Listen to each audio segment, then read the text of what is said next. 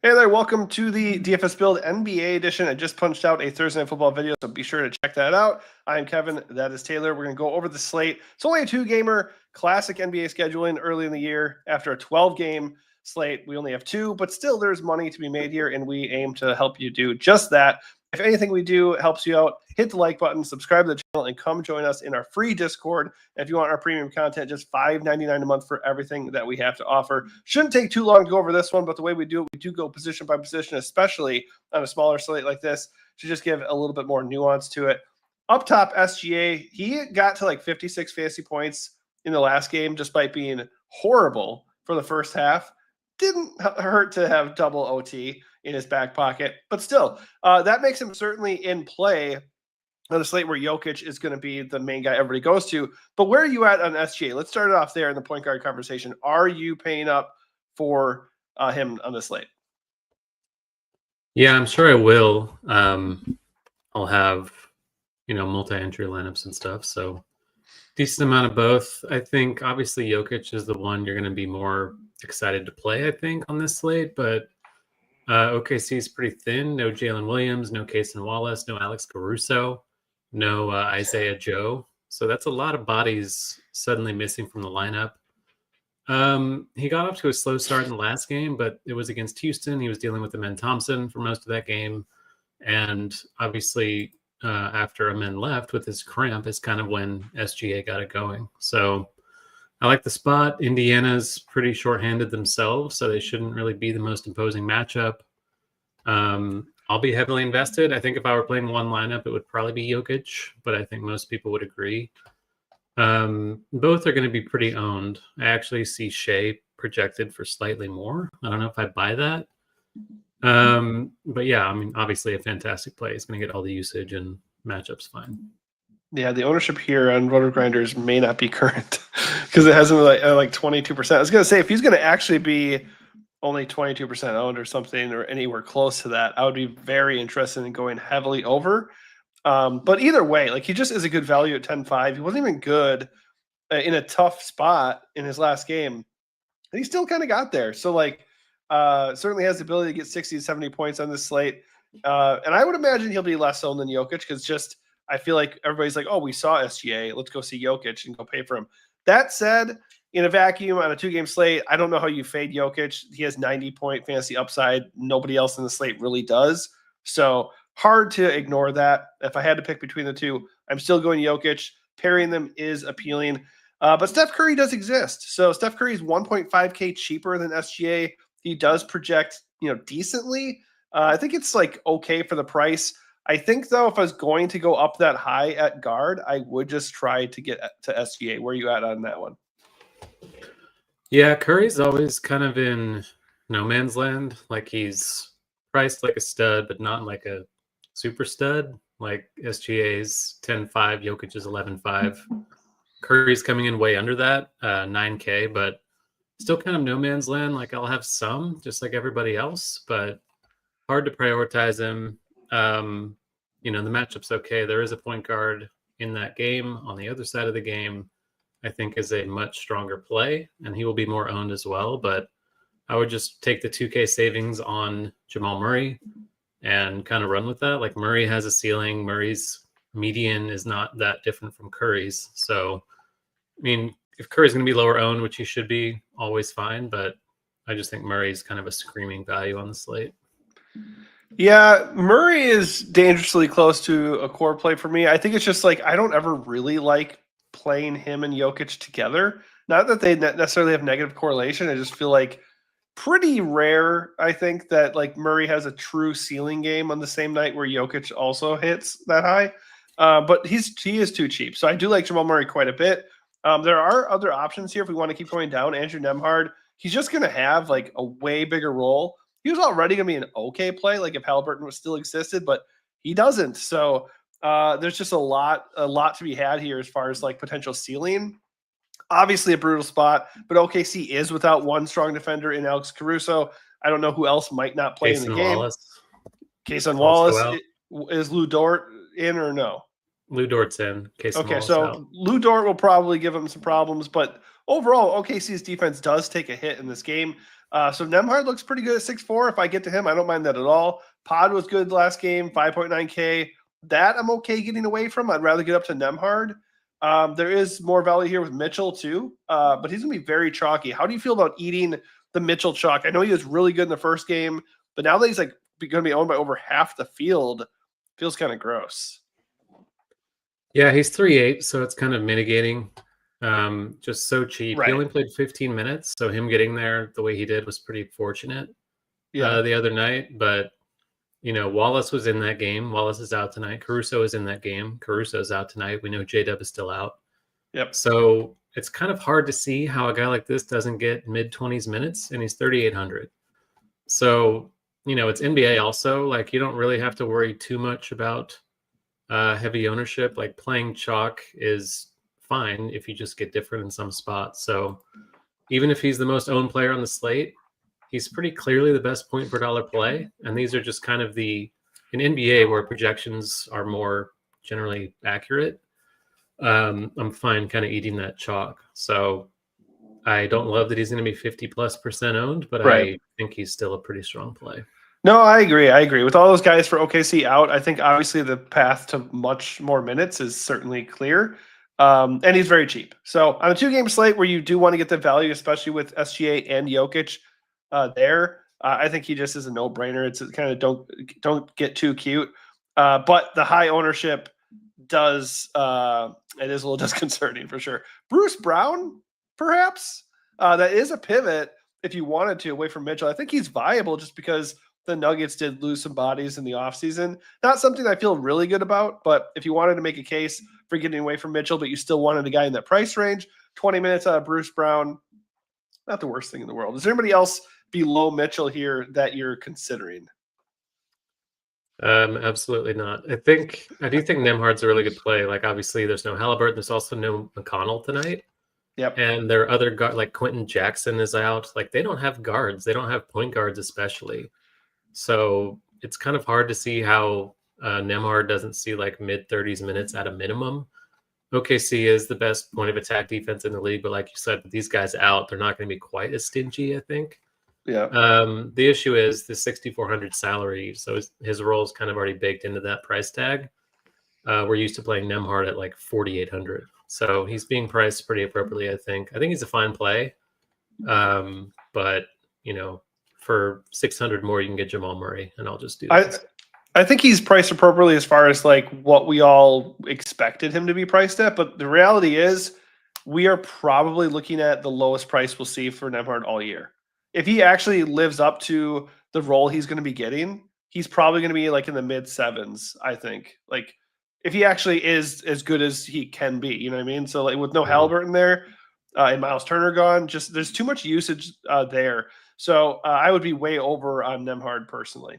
At shooting guard, some of these guys trickle over, of course, Nemhard, Pod, Bruce Brown, if you want to go there.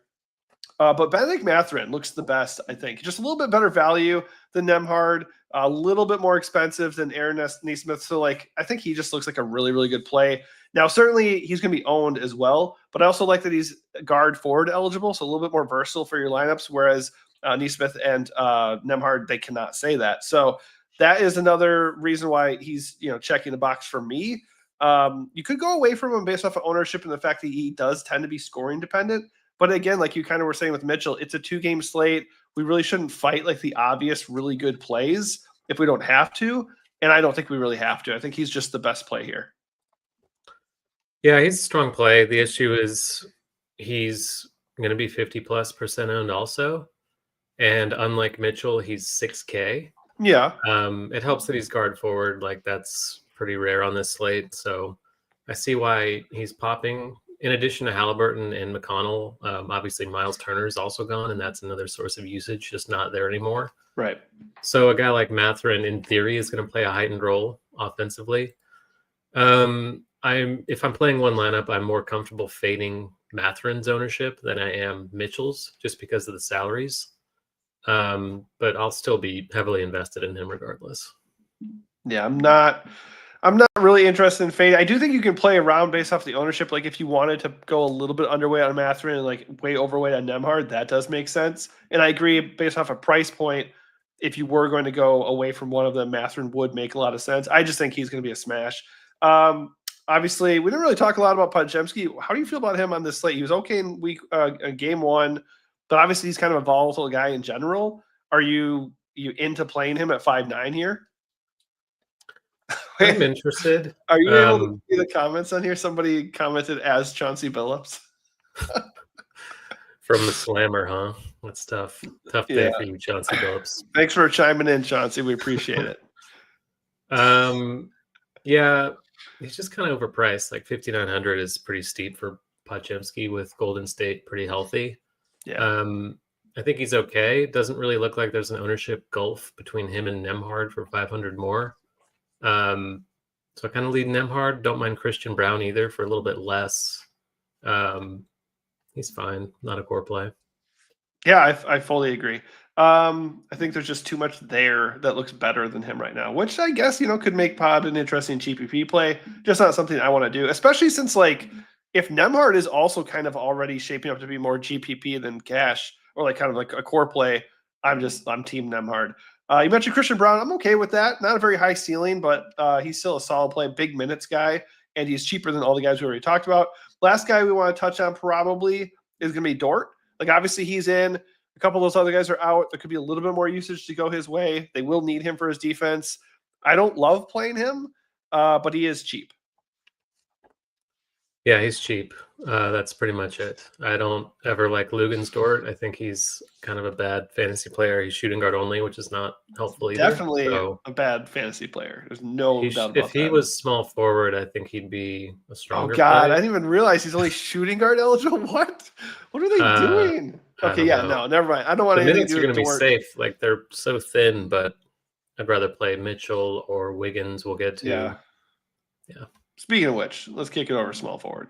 So Jimmy Butler looks awesome, 7.4K. He got there in game one, 45 fantasy points, and the price came down by $600 for some reason.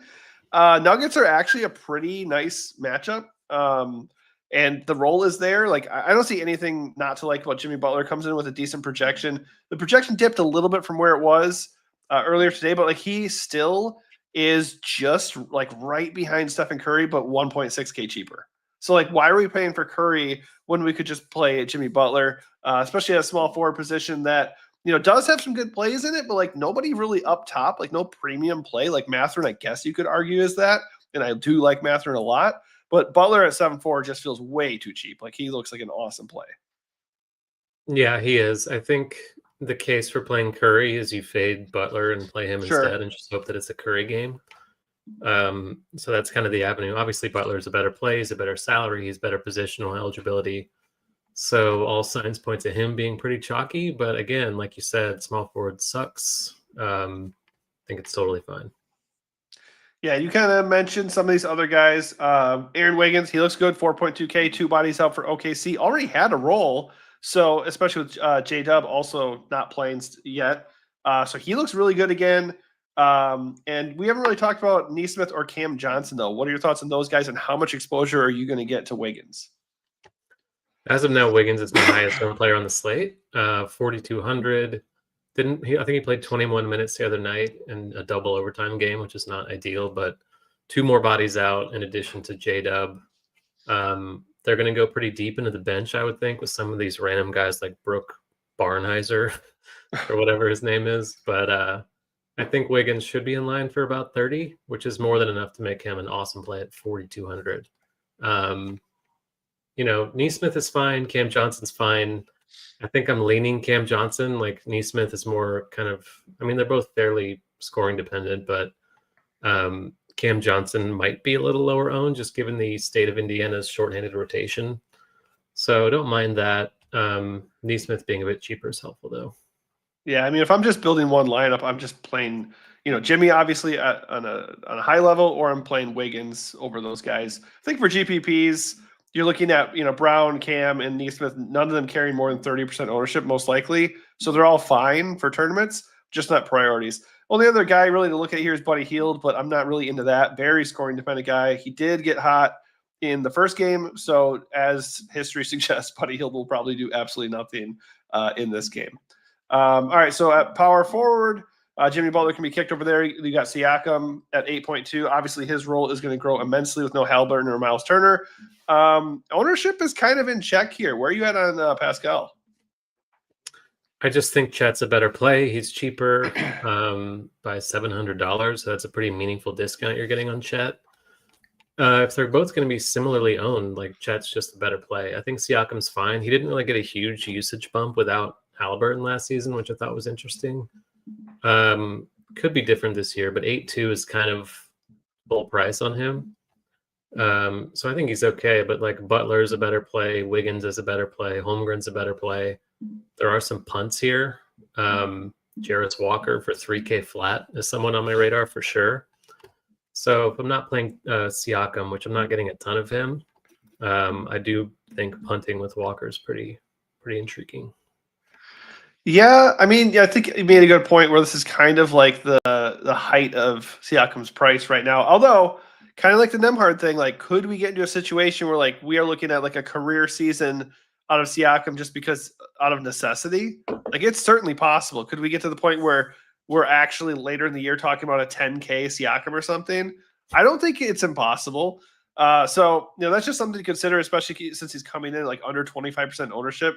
Not outlandish to think that he ends up over, being way over on his current projection. That said, I agree. Chet does look better. Chet is, again, the kind of guy, though, that like will get super hot and crush in the first game, and the second game just disappear like a ghost. But dollar for dollar, he does look like the better play. Aaron Gordon is an okay play, kind of in the same avenue as Cam Johnson. You got Draymond Green at 6'1". There is a lot to like here at power forward, honestly. The one I like the most, Kuminga. Yeah, when I'm going down from Jimmy, is going to be Kuminga. He was good in the first game. We just know Kuminga is not he's not the best real life player in the world, but he is a good offensive player. And when you give him volume, he can get there. So he is, where's his ownership at? It's not like out of control, like sub 40% here. Like, I do have interest in him, provided he's not going to be egregiously owned. If he's over owned, that is a guy I would gladly go away from. But as it stands, I don't mind landing him at 5.9 at all. Yeah, he and Pods both played 33 minutes, so that was nice to see for Kuminga, who often was out of the rotation last year, especially in the playoffs. They were just kind of reluctant to play him, but they gave him the 1-year deal. He's motivated to get a bigger payday, obviously, next summer. So he's getting the opportunity. Al Horford's limited. I think he's limited to like 20 minutes, which opens up playing time for Kuminga as well. So no issue with that. I think, like you were saying with the Pacers, this is kind of an opportunity where Kuminga could be 7K before long. Sure. I don't know if that'll be the case. Like, he runs pretty hot and cold generally, but young players improve. He was making perimeter shots in the first game. He did some rebounding. He had 6 assists, so that's probably not sustainable, but no, not 5'8", certainly happy to take a shot on the ceiling. Yeah, I think the Warriors, too, with a bunch of graybeards, they wouldn't mind Pod and Kuminga kind of taking over a little bit during the regular season, at least. So giving them a little bit more volume and hoping they hit and gain that confidence. I wouldn't be shocked at all either. Obi Toppin is another interesting guy at 5'2". I don't really love the price, but just naturally he should get more burn with no Miles Turner there. You mentioned Walker at 3K. That is a very compelling punt. What's your exposure at on Walker, and are you interested in playing Obi? Let's see. As of now, I have Walker in 23%, so pretty heavily over the field on him. For 3,000, he doesn't really have to go completely nuts to get there for you. And if he's not going to be owned, then that's obviously even better. So, in the name of Huck 40, yeah, in the name of Ryan Kalkbrenner. Well, actually, he smashed though. Kalkbrenner was great. Yeah, he did. He was a great play. In the name of Tyson. Yeah, fuck. Jalen Tyson, that was horrible. Jalen Tyson. Well, they didn't even play him in the third quarter, so whatever. Anyways, yeah, it was not ideal. This is different. We took some uneducated risks. I think that was a fine risk. He was starting, and Cleveland was thin. I agree. So, I'm joking. No, I'm joking. I think both those guys were great plays. Huck Porty. Huck Porty. We knew the issue going in with him. I took a chance. I took a chance. I had some Huck Porty. I think Obi should have a decent role because their center rotation is horrific. Right. I just don't really know if the spot against Oklahoma City where they run 2 7-footers to start is an ideal spot for him. Probably not. The salary is high. Like he's usually like 4K. So I get why you take a shot, but I don't love it. No, I think the only thing would be just to get different and to do something that nobody else is doing. His ownership is coming at under 10%. So like the thing is, he is a good real life player. He's an explosive, high energy guy. So like if he gets 25 minutes, he could absolutely smash that price tag. Thing is though, like you kind of were alluding to, Walker's 3K and he's going to get like 15 minutes at least. Pretty hard to not see him hitting in that time span. So I think we're pretty aligned there. I think he's just a little bit interesting. So center, Jokic, don't really need to spend much time on him. I guess you could entertain the idea of being underweight because he's 11.5K and owned. I don't really care. I'm just going to play him. Chet Holmgren is the next center. I would rather play Hartenstein because Chet Holmgren is pretty inconsistent, and they played Hartenstein quite a bit. Obviously, the risk with Hartenstein is I don't know how much he's actually going to be needed in this game. Like you kind of were alluding to, Pacers centers aren't great, so maybe they go smaller or something. It's possible. But as things stand, 6'2" for Hartenstein, that looks pretty good. Pacers certainly aren't going to be a defensive problem for him. Then you have Draymond at 6'1". That's about where my interest ends.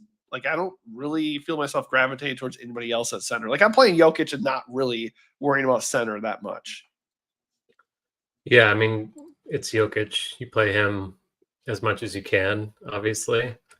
I do think it is a better spot for Chet than Hartenstein. Like the discount for Hartenstein's useful, but like you said, Indiana could go small and may well go small. And I think Chet's the guy playing 5 in that scenario over Agreed. Hartenstein. Yep. But OKC is a bit thin, so maybe True. they just try to dominate with size. I think both are fine plays. I prefer Chet, like I said. I think you can take a shot on J Huff at 3,400 for Indiana, just given the state of their center rotation.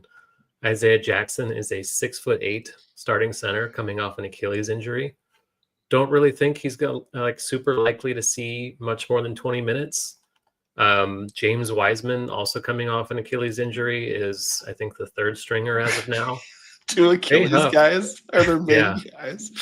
J Huff for Memphis last season was quite productive when he did get the run. I'm not expecting more than 20 minutes. I think 15 to 18 is kind of likely to be where he falls, but he's 3,400, good per minute guy. They might need some size in this game. He's their biggest center, along with Wiseman. So 3,400, I think Huff's pretty interesting as well. Yeah, I will just note Jalen Williams could have an expanded role here. They have a couple guys out. Obviously, there's blowout risk. He did play a bit in game 1, so I think that's an okay value. I didn't see this, but Jalen Williams is actually my highest owned cheap center over J Huff. That's not honestly, it's not shocking. 3.2K. He is a decent per minute guy. The reasons I just noted, like I don't think he's a bad value. I don't really want to do that much if I don't have to on this slate, but I think it's viable. Also, I will note, I agree. Isaiah Jackson, the Achilles thing, and like probably limited. And he's 5.5K, that doesn't feel good at all. But he's a really good per minute guy. Like if he actually does play 20 minutes, that might be enough to get you there, to be honest. So not a good spot though, not a good price. And you never want to go in at 5.5K, like, strapped. Like you're already looking at a ceiling. It's never ideal. All right. So that is going to do it for us. Hopefully this helps you out. If it does, hit the like button, subscribe to the channel, and come join us in Discord. Thanks for watching and good luck.